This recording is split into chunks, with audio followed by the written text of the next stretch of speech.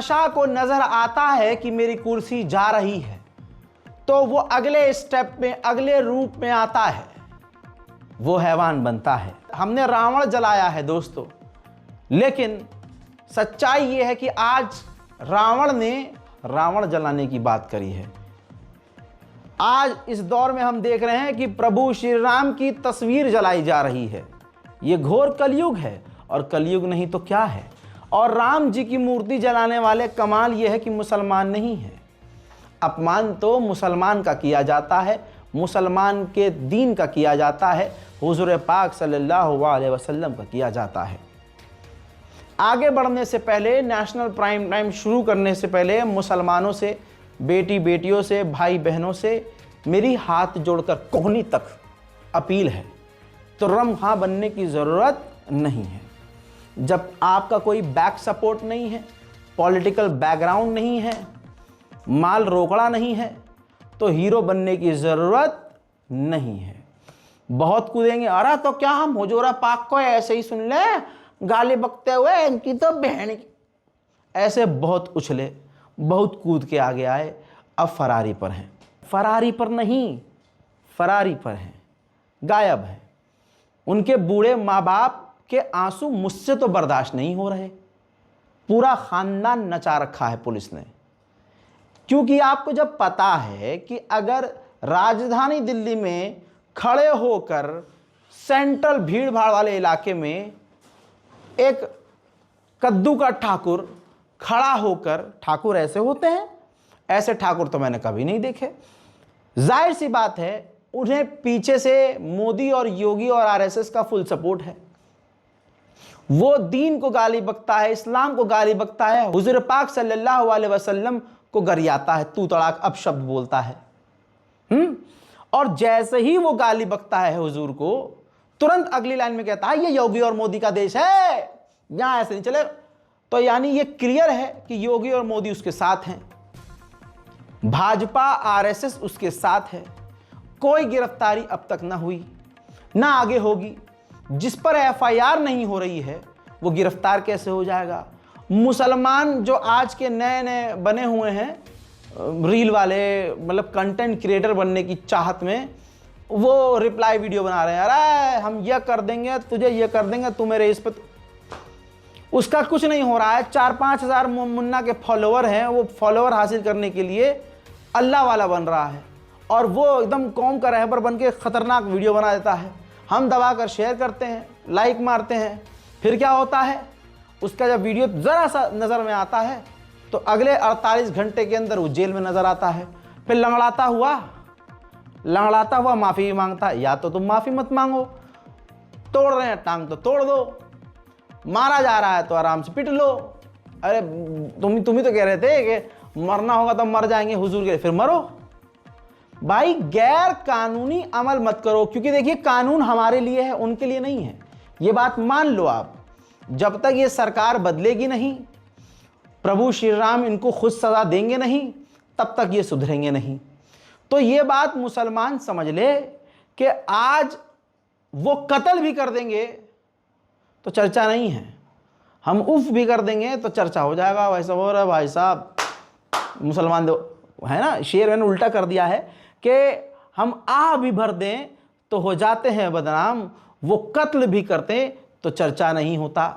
हम आ ही तो भर रहे हैं कि हुजूर का अपमान मत करो भाई, इस्लाम पर गंदी टिप्पणी मत करो, ये हम आ भर रहे हैं। और वो सामने से इस्लाम को गाली बक रहे हैं, एफआईआर हो नहीं रही है, फिर वो हमको चैलेंज कर रहे हैं। इसलिए मुसलमानों से कह रहा हूं कि कानून और कानून के रखवाले आपका साथ नहीं दे रहे हैं, लिहाजा अपना भविष्य खराब मत करो।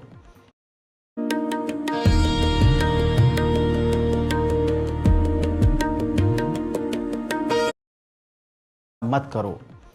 हमें कुछ भी हो जाए कानून के दायरे में रहना है, क्योंकि कल सरकार बदलेगी, कोई जिंदगी भर प्रधानमंत्री नहीं रहने वाला, कोई जिंदगी भर सीएम नहीं रहने वाला। आज जो जहर उगल रहे हैं उगलने दो। अगला अगर सोच रहा है कि मैंने अपने ऊपर से धाराएं संसद में इसे रो के धाराएं हटवा ली, तो ये थोड़ी ना है कि धाराएं आगे लगेंगी नहीं, फाइलें तो सारी खुल जाएंगी फिर बाद में। बस ऊपर वाले से दुआ कीजिए, और जिसके नाम पर ये गंदगी, प्रभु श्री राम के नाम पे जो गंदगी मचाई जा रही है, यकीन रखिए वही प्रभु श्री राम इंसाफ करेंगे, बिल्कुल करेंगे। हम अल्लाह वाले हैं, आप राम वाले हो, आप जीसस कोई भी हो, जिस पर आपको यकीन है अपने, उन पर यकीन रखिए, इंसाफ होगा। क्योंकि कहते हैं ना, ये देर है अंधेर नहीं है, और यहाँ के कानून से खेल सकते हो, वहाँ के कानून से क्या ही बचोगे तुम। इंसाफ तो होगा, बिल्कुल होगा। पता नहीं कितने आए, पता नहीं कितने ऐसे भी आए जिन्होंने ये सोचा कि हम ही भगवान हैं, हम ही खुदा हैं, हम ही सब कुछ हैं, लेकिन क्या हुआ, आज उनका कोई नाम लेने वाला नहीं है। तो मुसलमानों से मैं यही अपील कर रहा हूँ कि किसी क्रिएटर के बहकावे में आकर, भड़कावे में आकर मैदान जंग में सोशल मीडिया पे मत उतरना, क्योंकि तुरंत रेले जाओगे। क्योंकि ये पूरा का पूरा जाल है, पूरा का पूरा ये ट्रैप है। तुम्हें यही चाहते हैं वो कि तुम ऐसा ही वीडियो बनाओ, यही चाहते हैं वो कि तुम सड़क पर आओ, तो बच के रहिएगा। तानाशाह बना हैवान। आइए शुरू करते हैं सोनम की धर्मपत्नी से।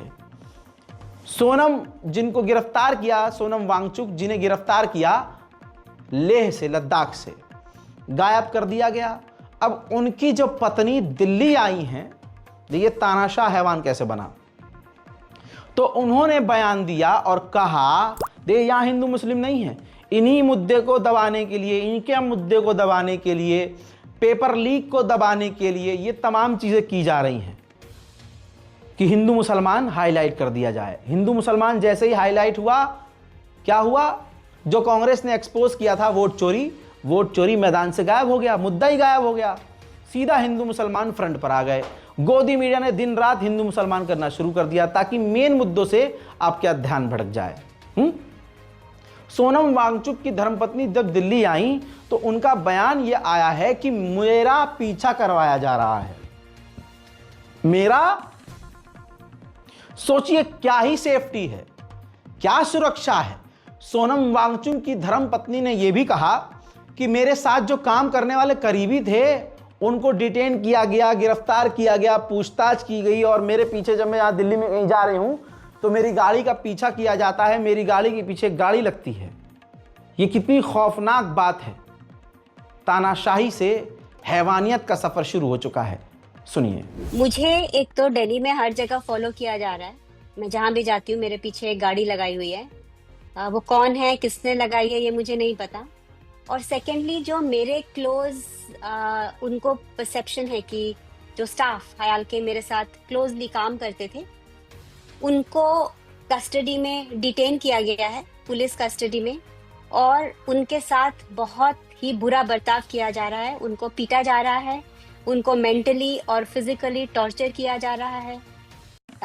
ये इनके नाम है डॉक्टर सेता नोरबू, जो हमारे यूनिवर्सिटी के वार्डन है, जो एक स्टूडेंट जिसकी तबीयत खराब थी उनको लेके हॉस्पिटल गए तो वहीं से उनको पकड़ के ले गए। द ओनली रीजन उनको पकड़ के ले जाने का ये है कि वो मेरी गाड़ी लेके गए थे, क्योंकि हमारे कॉमन्स में हम बिलीव करते हैं लास्ट मिनट जो भी गाड़ी मिले तो वो शायद मेरी गाड़ी में देखा उनको, तो इसलिए उनको पकड़ के ले गए। और जैसे ही मैं दिल्ली आ गई तो जो सीआरपीएफ हयाल के बाहर रखे हुए थे 3 जगह पे 10-10, 15-15 लोग, वो भी डीएस्केलेट कर दिए गए हैं। तो एक तरफ तो सोनम से मिलने नहीं दिया जा रहा, उनकी मेडिसिन देना, उनकी प्रोटेक्शन, उनकी वेलबींग का ना मुझे कुछ पता है ना किसी को कुछ पता है। कोई और भी जोधपुर में जब उनको मिलने गए तो मिलने नहीं दिया। तो एक तरफ से उनको डिटेन किया जा रहा है इतने इनह्यूमन वे से, और सेकेंडली हमारे ऊपर विच हंटिंग और जोर कर दी गई है। जब कुछ पेपर्स में नहीं मिला, सीबीआई। यहां पर ट्विस्ट ये है कि सबको, पूरी दुनिया को पता है कि सोनम वांगचुक गलत नहीं है। जो आदमी कल तक भाजपा की तारीफ करता था तो वो पूरी दुनिया के लिए हीरो था। आज जब भाजपा ने जो वादा किया वही वादा पूरा करने के लिए सोनम वांगचुक ने आवाज उठाई तो वो आज आतंकवादी हो गया, उसके कनेक्शन पाकिस्तान से भी हो गए। खेल समझ रहे हैं आप? सरकार से जो सवाल करे, चाहे किसान हो, चाहे छात्र हो, चाहे पत्रकार हो, जेन्युइन पत्रकार, जो सवाल करे उसका आतंकवादी संगठन से नाम जोड़ दो। पूछने वाला कौन है? अब हिंदू